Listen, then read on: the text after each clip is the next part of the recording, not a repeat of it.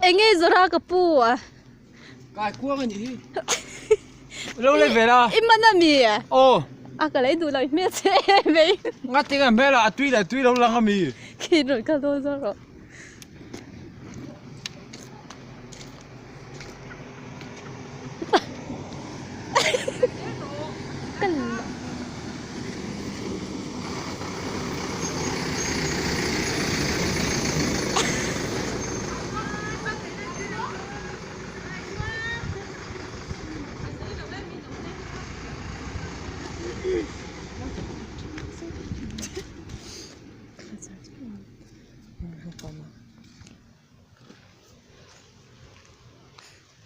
hi ti hianin kalkunga alo zuara hi kai kwang ani a hei khai khathi cheng za atia hei ti hian a uluk em ni ti hian thanem ngai deuhin a ute nau puan tura tuak puya thanem ngai deuhin ti hian a zuara a thil zor hi hei a uluk em atla ang ti hi hlau ve em a motor an local khan thanem ngai lu tukin alo zuar thini ni kapu hengi sợ dấu thầy ta lâu là anh tin ngay thì à khu ta khoan một tôi là lâu cái là anh tin nghe lâu tí lâu ấy nắng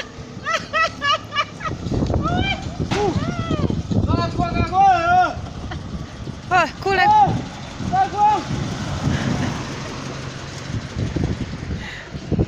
thì han in chẳng em ngay đấy vì nó xóa về chợ mấy chuyện này hết tia rồi hi giặc về chi em cả bố mơ sao giặc làวันนี้หนูเอาไปเตี้ยแม่มันนี่vai hậu bún anh lập bút chỉ ni thế anh doan mấy mà anh ngang cái thổ xóa sai thế cái rồi giả bị căng tí ni khi lại khi mà tôi là cái lệ to cái đầu em lệ chi nắng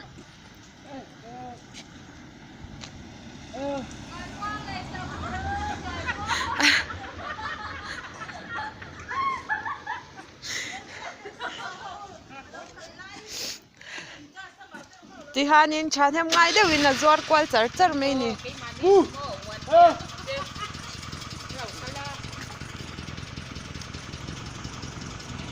hay motor là lâu cả lá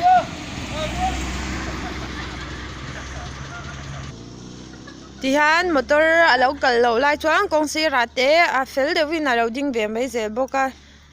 thì han nên mình té son về tu na khian taxi lo kala se an dei sak lo ani khu tập khu lo cái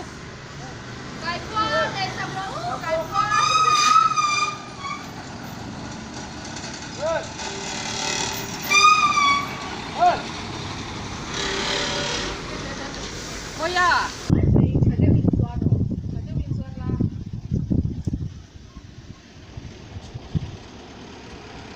Bye.